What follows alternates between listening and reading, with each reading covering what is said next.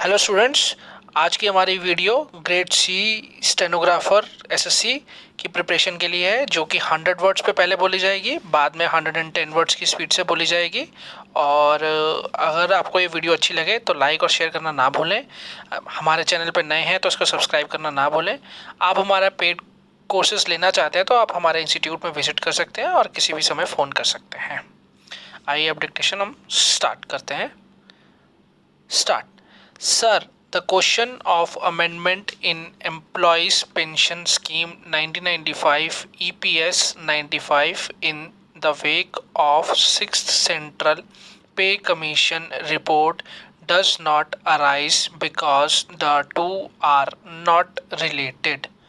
Central Pay Commission's recommendations apply to government servants who are not covered under the EPS 95.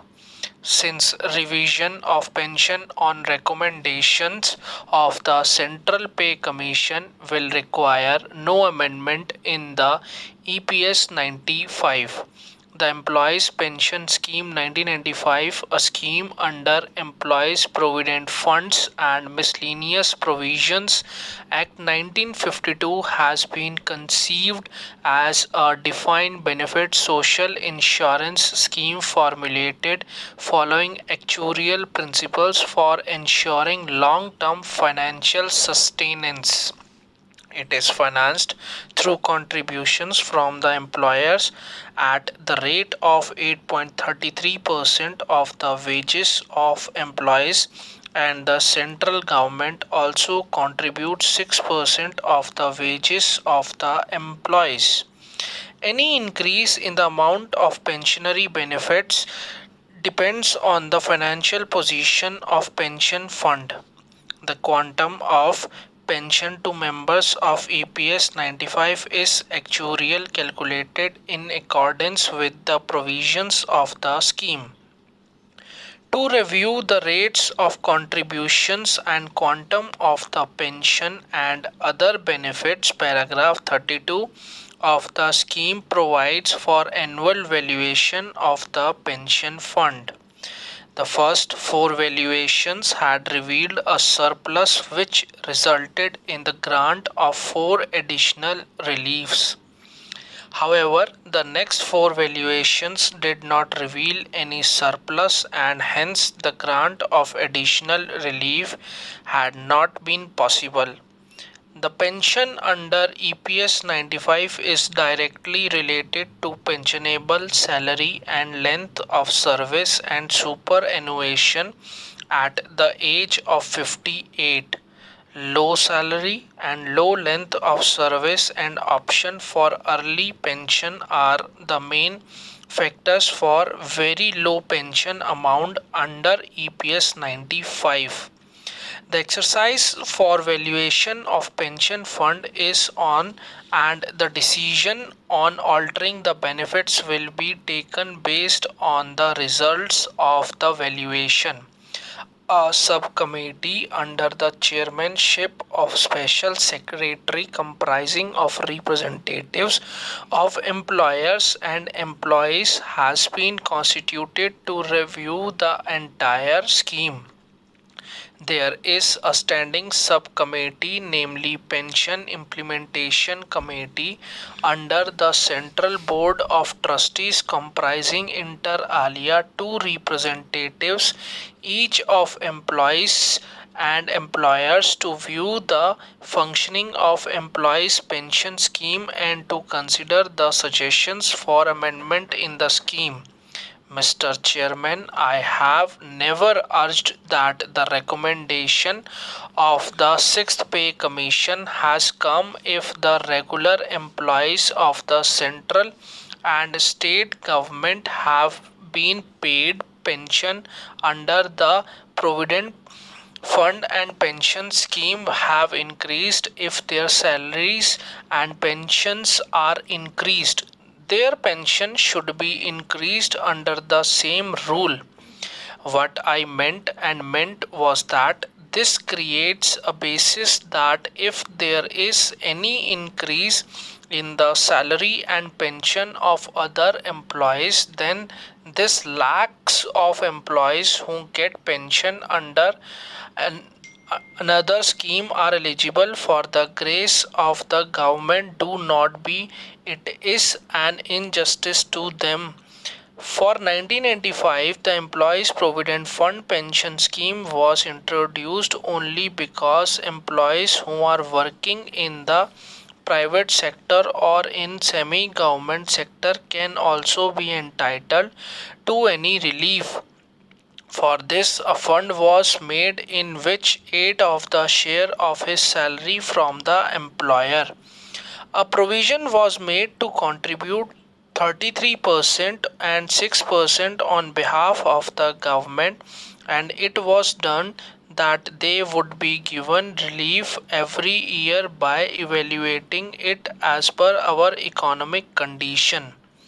According to the government's own confession, relief was given 4 times, but by the assessment of 4 times, their own financial condition is so bad that they are not in a position to give relief.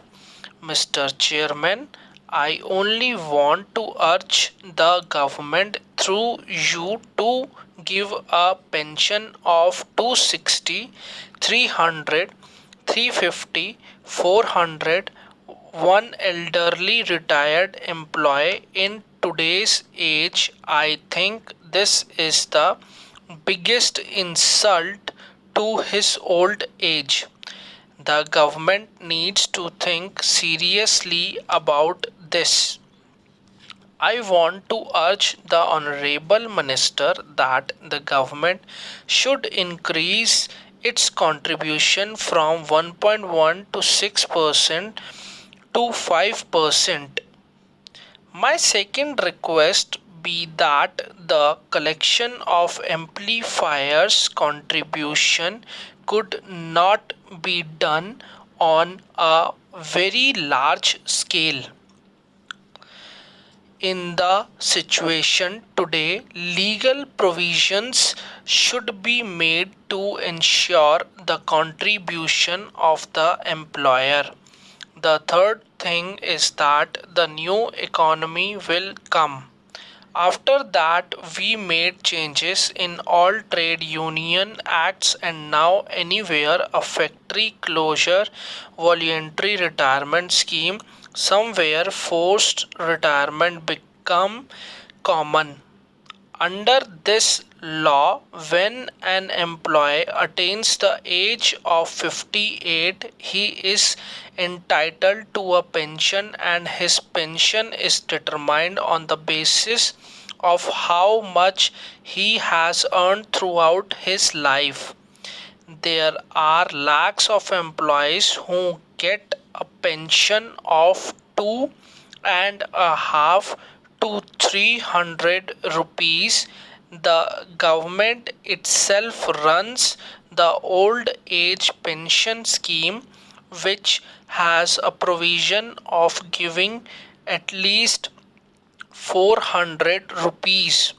You run a pension scheme in which you pay 2.5 rupees a month. I think that this irrational partisan discrimination towards each other should try to bring at least comparisons. Therefore, we want to urge the minister that the minimum pension amount of these employees, it should be at least 1000 and maximum up to 5000.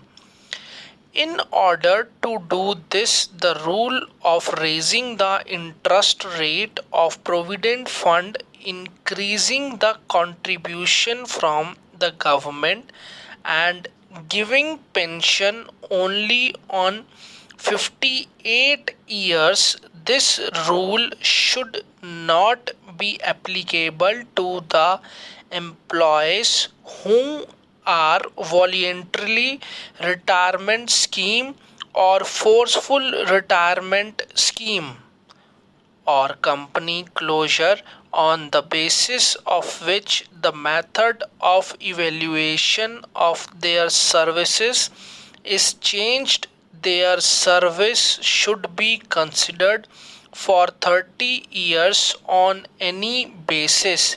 Mr. Chairman, his pension should be determined on the basis of that.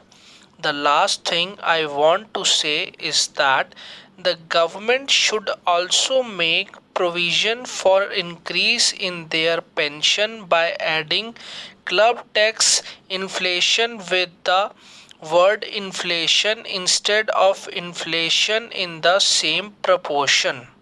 आइए students, अब हम अपनी next dictation जो कि 110 words पर minute की speed से दूंगा उसकी ओर चलते हैं और स्टार्ट करते हैं. Start. Sir, the question of amendment in employees pension scheme 1995 EPS 95 in the wake of 6th Central Pay Commission report does not arise because the two are not related. Central Pay Commission's recommendations apply to government servants who are not covered under the EPS 95. Hence, revision of pension on recommendations of the Central Pay Commission will require no amendment in the EPS 95. The Employees Pension Scheme 1995, a scheme under Employees Provident Funds and Miscellaneous Provisions Act 1952, has been conceived as a defined benefit social insurance scheme formulated following actuarial principles for ensuring long-term financial sustenance. It is financed through contributions from the employers at the rate of 8.33% of the wages of employees, and the central government also contributes 6% of the wages of the employees. Any increase in the amount of pensionary benefit depends on the financial position of pension fund. The quantum of pension to members of EPS 95 is actuarial calculated in accordance with the provisions of the scheme. To review the rates of contributions and quantum of the pension and other benefits, paragraph 32 of the scheme provides for annual valuation of the pension fund. The first four valuations had revealed a surplus which resulted in the grant of 4 additional reliefs. However, the next four valuations did not reveal any surplus, and hence the grant of additional relief had not been possible. The pension under EPS 95 is directly related to pensionable salary and length of service and superannuation at the age of 58. Low salary and low length of service and option for early pension are the main factors for very low pension amount under EPS 95. The exercise for valuation of pension fund is on, and the decision on altering the benefits will be taken based on the results of the valuation. A subcommittee under the chairmanship of Special Secretary comprising of representatives of employers and employees has been constituted to review the entire scheme.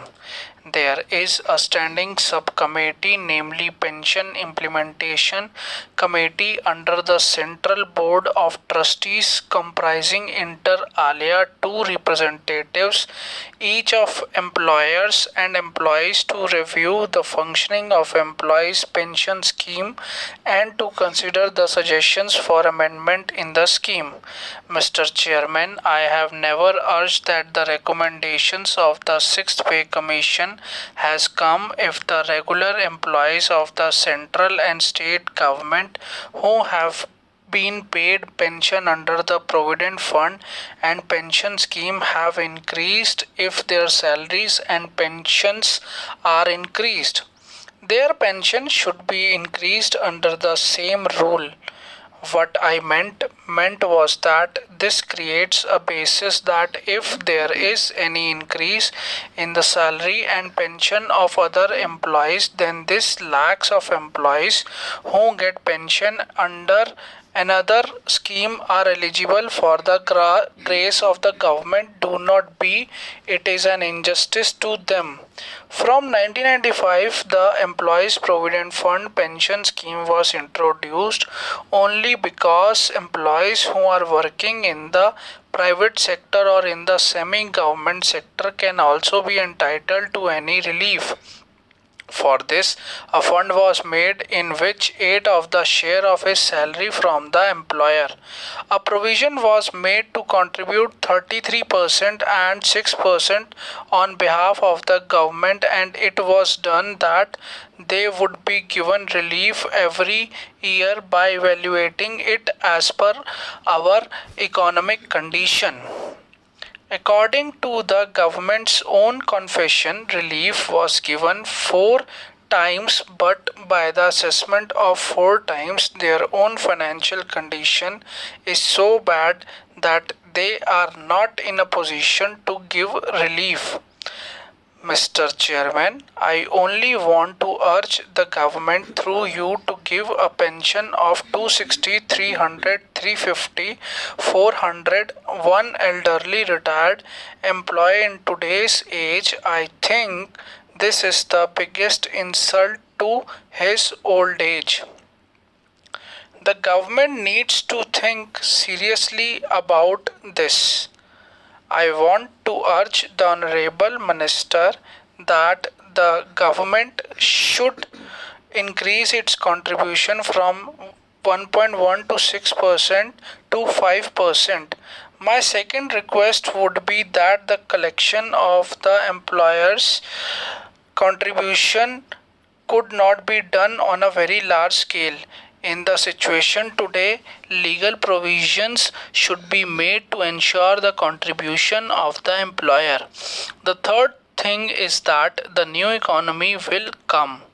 After that, we made changes in all trade union acts, and now anywhere a factory closure, voluntary retirement scheme, somewhere forced retirement became common. Under this law, when an employee attains the age of 58, he is entitled to a pension, and his pension is determined on the basis of how much he has earned throughout his life. There are lakhs of employees who get a pension of 2.5 to 300 rupees. The government itself runs the old age pension scheme, which has a provision of giving at least 400 rupees. You run a pension scheme in which you pay 2.5 rupees a month. I think that is irrational. Partisan discrimination towards each other should try to bring at least comparisons. Therefore, we want to urge the minister that the minimum pension amount of these employees, it should be at least 1,000 and maximum up to 5,000. In order to do this, the rule of raising the interest rate of the provident fund, increasing the contribution from the government, and giving pension only on 58 years, this rule should not be applied to the employees who are voluntarily retirement scheme or forceful retirement scheme, or company closure, on the basis of which the method of evaluation of their services is changed. Their service should be considered for 30 years on any basis. Mr. Chairman, his pension should be determined on the basis of that. The last thing I want to say is that the government should also make provision for increase in their pension by adding club tax inflation with the word inflation instead of valuation in the same proportion. According to my suggestion, what action does the government want to take? We want to know from the Honorable Minister. It is all right. Please let me tell you as to what is the position. You have not given any notice. The Honorable Member Shri Mohan Singh gave a notice. He has given an opportunity, although it is the last day. I have allowed it because the matter is important. The question is that a maximum of 5 names can be allowed. That is the rule. That depends on my discretion and it is not a matter of right.